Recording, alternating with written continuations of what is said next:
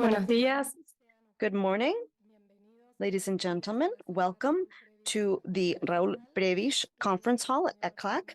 We are here today we would like to greet His Excellency, the Executive Secretary of ECLAC, José Manuel Salazar Chirinach, and we are joined today by His Excellency, the President of the Republic of Paraguay, Mr. Santiago Peña. We would also like to thank everyone joining us here today, physically in person, as well as joining us on the various virtual platforms. We would like to also greet cordially the group of individuals from the government of Paraguay, others from Chile, from elsewhere, ambassadors from the ECLAC member states, members of the United Nations, and others, members of the diplomatic corps. We would also like to welcome representatives of the business sector, academia, civil society, colleagues from the United Nations systems, colleagues from ECLAC, ladies and gentlemen. Let us begin this keynote presentation. And first, we will hear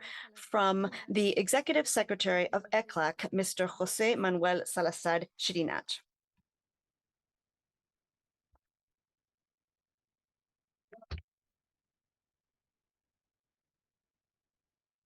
Muy buenos días a todos y todas. Good morning, ladies and gentlemen. His Excellency Santiago Peña, President of the Republic of Paraguay, Mr. Raúl Latorre, President of the Chamber of Deputies, Mr. Rubén Ramírez Lescaño, Minister of Foreign Affairs of Paraguay, Ms. Lea Jimenez, Minister Secretary General and Chief of the Civil Cabinet of the Presidency of the Republic, Mr. Antonio Rivas Palacios, Ambassador of the Republic of Paraguay and Chile, Ms. Claudia Centurion, Minister of Public Works and Communications, Mr. Francisco Javier Jimenez Garcia, Minister of Industry and Commerce, Mr. Roberto Moreno, Minister Legal Advisor to the Presidency of the Republic of Paraguay, Mr. Oscar Alcides Urue, Minister of Foreign Affairs of the Republic of Paraguay, authorities of the government of Chile, dear ambassadors and members of the diplomatic corps, dear representatives of the business sector, academia, and civil society, colleagues from the United Nations system, colleagues from ECLAC, ladies and gentlemen. Good morning, Your Excellency, Mr. President. I would like to extend a most cordial welcome to you and to your distinguished delegation to the headquarters of the Economic Commission for Latin America and the Caribbean, ECLAC. It is an honor and a privilege for us, to be able to receive you here at the headquarters of this commission. And I would like to emphasize that this is the first time a president from your country has visited this institution. This is the home of Latin America and the Caribbean, and we are greatly honored by your historic visit. A few months ago, in fact, I had the opportunity to attend in Asunción the ceremony in which you took office as president of your country, becoming the youngest democratic president in the history of Paraguay. Allow me to briefly inform those present and online about your impressive professional and political career. President Peña has an extensive background. He studied economics in his home country and then later earned a master's degree in public administration at Columbia University in New York, showing early on his vocation for the economic development of the region. He was an official of the Central Bank of Paraguay from 2000 to 2009, where he worked in the Department of Monetary and Financial Studies of the Division of Monetary Studies and in the Department of Open Market Operations. Later, he joined the International Monetary Fund in Washington, D.C., where he worked in the African department. He then returned to his country and he joined the board of directors of the Central Bank of Paraguay until his appointment as Minister of Finance. A university lecturer at prestigious universities in Paraguay and the United States of America, he also published research papers in subjects such as monetary policy and finance. In 2017, he began his political career, and in 2022, he won his party's internal elections and was elected pre-candidate for the presidency. In April 2023, he obtained more than 43% of the votes, winning the national elections and then taking office as President of the Republic of Paraguay on August 15th of this year. Almost 3 months ago, You began your 5-year term as president of Paraguay, a term that, as you have mentioned, will be marked by changes in public policies that will allow you to unleash the full potential of your country. You have set as priorities for your administration reducing poverty by at least 15% and focusing on the well-being of your people, macroeconomic stability, fiscal discipline, growth, incentive for industry and investment, better employability and labor productivity. And all of this will contribute to closing the gender gap, in addition to your well-known interest in improving public administration and technological innovation. Augusto Roa Bastos described Paraguay as an island surrounded by land, and I would add, surrounded by the future and with enormous potential that occupies a strategic space in the South American territory. Mr. President, in July of this year, ECLAC attended the high-level regional review meeting of Latin America in Asuncion in preparation for the third UN conference on landlocked developing countries, which will be held in 2024. At that meeting, the countries issued a call to action, and ECLAC also committed to identifying appropriate policy measures and concrete action-based recommendations at the national, regional, and global levels that are needed to make the plan of action for landlocked developing countries truly transformative. Moreover, I was able to listen to your first speech before the United Nations General Assembly, where you listed 4 global challenges that generate tension. That is access to water, food security, energy efficiency, and resilience in logistics chains. These are areas in which ECLAC is working, and we are able to support development of your country. We are aware of the enormous reserve of fresh water that lies in the region and that the Guarani aquifer system that is also contained in the Guarani aquifer system. This is shared with Argentina and Brazil and is the largest reserve in the world, so it is essential to safeguard this vital resource. The clean energy production capacity of Itaipu Binacional, which is a hydroelectric generation company that this year generated 40,652 gigawatt hours, which is equivalent to what is needed to supply Paraguay's demand for approximately 2 years, also dazzles us all. We are also aware of the updating that is being promoted in terms of national energy policy with a view to 2050. Paraguay is one of the countries in the world with an enormous food production capacity, not only to meet its own domestic consumption, but also it has a capacity to produce food for more than 100 million individuals. It's important to emphasize the importance of sustainable agricultural production that guarantees the quality of land and water resources, and that its expansion is not detrimental to the natural forests, which are the lungs of our world.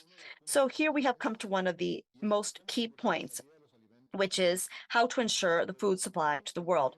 From within ECLAC, we contributed with the preparation of series of indicators for transport by inland waterways and inland ports, always valuing the initiative of your country to become the center for the South American bio-oceanic corridor, taking advantage of the characteristics of the Paraguay-Paraná waterway, which facilitates the transport of goods to the Pacific ports.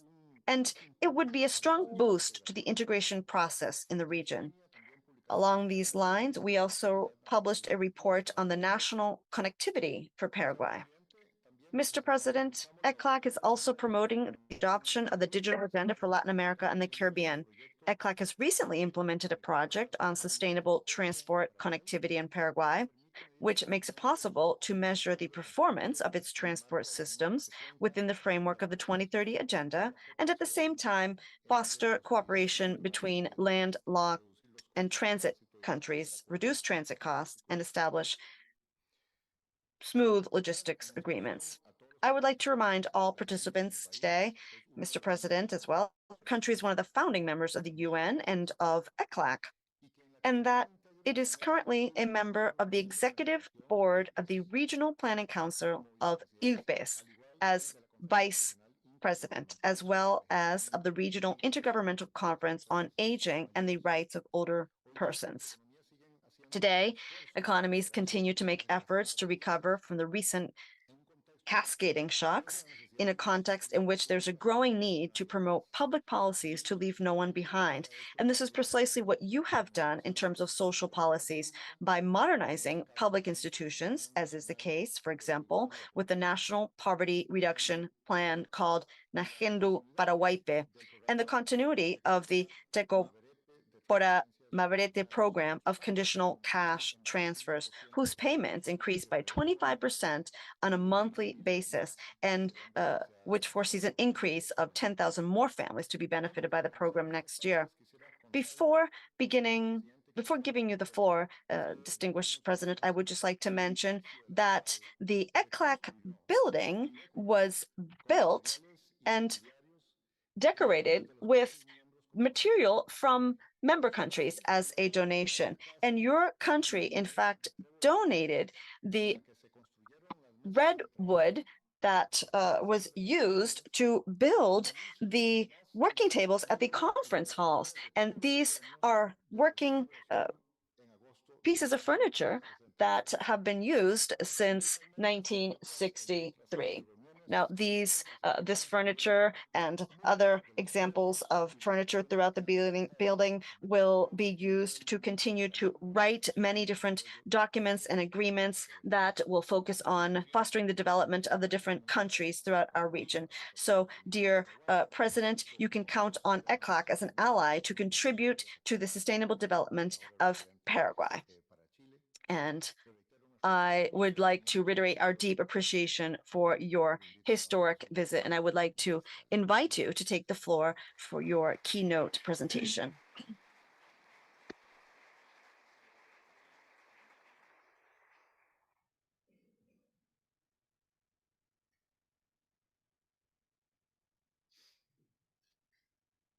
Muy buenos días.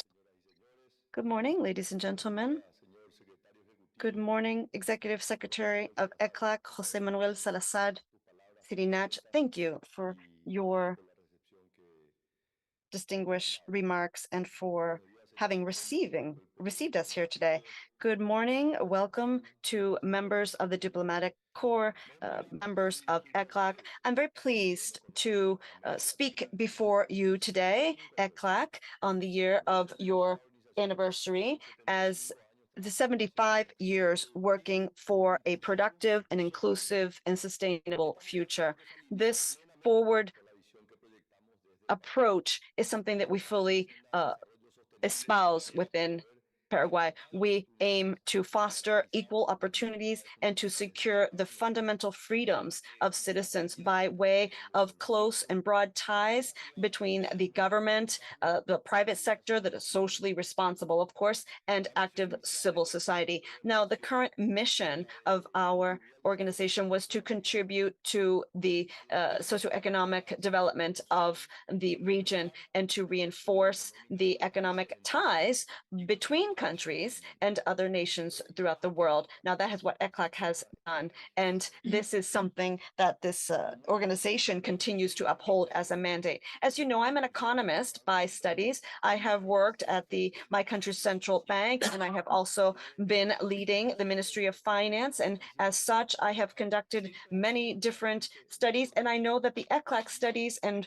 projects have always been a good source of information and have allowed the various countries from the region to share experiences. In 1949, Dr. Prevish published a study called Interpreting the Productive Process in Latin America, where he spoke about the difficulties that the Latin American countries faced in terms of development and the gaps between the various countries. This is a concern that continues to be valid today and on the fore. Now, in the case of Paraguay, the macroeconomic stability has allowed for the country to be more socially resilient and environmentally and economically as well, particularly faced with COVID-19. We were able to quickly implement different initiatives for the most vulnerable individuals in our society. However, it has been made quite clear that there are structural challenges and issues in my country. For example, the health and education system, There's a technological divide and there's limited access to connectivity. These were challenges and obstacles that truly stressed and stretched our capacity. We know that we have many challenges lying ahead. And for example, this involves having public policies that will provide social programs that will allow to provide more sustainable support for those who require support from the state. As Prevish said, there's no development without industry. We also believe we cannot have development without trade. And in that regard, I would like to mention the importance of free trade and navigating waterways, specifically for a country such as mine that is geographically challenged for being landlocked. That is why free transport in the waterways is part of our constitution. It's one of the guiding principles of our activities in the Republic of Paraguay. For developing countries, foreign trade is key as a way to generate employment and prosperity. Therefore, we believe it's unacceptable to have protectionist methods and trade and non-trade tariffs that many countries today continue to apply. Now, free trade with free, transparent, predictable rules should not be subject to ambivalences, and nor should it be subject to stingy geopolitical aspects. And we shouldn't be threatened by countries that are affected by these and that legitimately compete by abiding by the rules. Now, for us, this is not just rhetoric. Free trade is a profound conviction. Also, the importance of working towards a green economy that is sustainable and clean is also not rhetoric. Climate change involves major challenges for the planet, and we need to take rigorous measures and balanced measures in order to prevent the harmful impacts in the future for our future generations. Now, we have common goals with regard to the environment and concerns, and these should not be affected by measures that are more protectionist in nature and that end up restricting trade and resulting in discriminatory, unfair hurdles that bring about uncertainty for other developing nations. Fundamentales del Acuerdo de París. Not abiding by principles such as the Paris Accord, such as shared responsibilities, but differentiated, the lack of compliance in terms of financing and technology transfer, or the consideration of certain threats based on unscientific means do not contribute to resolve these issues. Developing countries cannot take on the responsibility of environmental harm caused by the industrialization of the 19th and 20th centuries when there were no mitigation measures. The challenge we face is to protect the environment without having to renounce opportunities of commercial expansion, generating employment, and the generation of wealth. It's necessary to abandon these concerns and to foster a more equitable approach adapted to the specificities of each country. We need to become and wish to become an example of a world that is more sustainable, more responsibly, and keeping balance between agriculture and the preservation of our forests. Paraguay stands out as the greatest per capita producer of clean energy in the world, fully renewable and free of emissions produced by 3 power plants, Itaipu, Yacaray, and Tagara. And we thank the support of our neighbors. We have the infrastructure necessary to have the interconnected national system to provide power to all the binational entities that we have with Brazil and Argentina, the national grid. And it will be materialized around 2030 with the sustained growth of our economy and the increase of internal consumption. Therefore, we continue to take decisive steps towards the exercise of an energetic sovereignty. We see that the green economy and green hydrogen is promissory for Paraguay, and it doesn't really generate any carbon footprint. It generates a very solid advance for global energy needs, and basically our country will be able to take advantage of its hydric resources as well as significantly contributing to the reducing greenhouse gases. Paraguay is decided to become a logistics hub in the region to produce green hydrogen at a large scale and competitive prices in its path towards an economy that is increasingly open and dynamic. As a young society, which I represent, we still have a lot to learn, and we are fully aware of our potential. It's an opportunity to work collaboratively and equally in equal conditions with our neighbors in order to benefit each other, such as the power plants mentioned, Yacyretá, Itaipú, and others that are just as important, such as the Paraguay-Paraná waterway, positioning itself within South America in a positive fashion. And the cities of Carmelo Peralta and the ports of Portillo and other port constructions and locks form part of the value chain that will allow us to have a solid position in the international arena. All these examples of commitment in our country, commitment to progress in South America, and we believe that we should have a united South America, and to achieve this with a simple formula: work, credibility, respect for fundamental values, and a vision that integrates undividedly social development, environmental development, and economic development. Paraguay, as I mentioned, is a young country with a huge potential that wishes to dignify its population by employment, through employment that will allow people to feel part of an environment that contributes in a positive manner to the well-being of their family and their community. We've consolidated a political system based on democracy with the rule of law and respect to human rights. We are committed to building an equal society that guarantees full participation of women in all areas of society. Paraguay, after the Triple Alliance War, has rebuilt itself thanks to the heroic women of Paraguay. Equality of men and women, apart from being a constitutional mandate, is an ethical principle necessary for peace and development in any nation.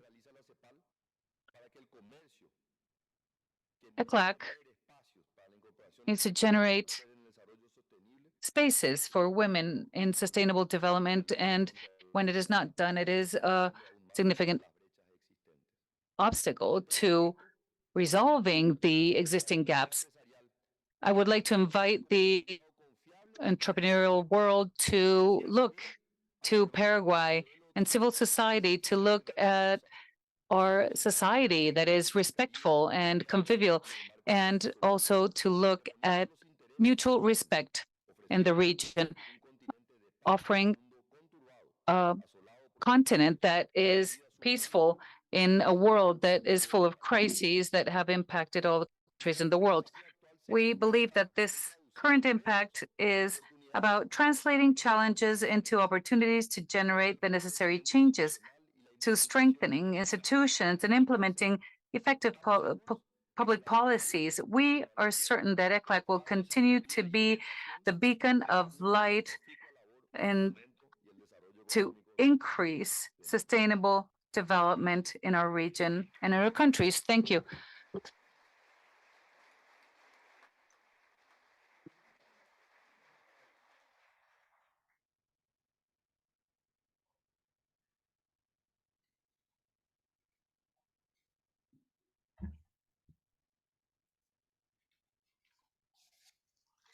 Muchas gracias, excelentísimo señor presidente. Thank you, President, Your Excellency Santiago Peña, for your keynote speech this morning here at ECLAC. We would like to therefore conclude this conference of President Peña. We would like to thank everyone present and joining us online for being here. We'd like to invite everyone in the room to join us in the hall while the authorities take their leave. Thank you.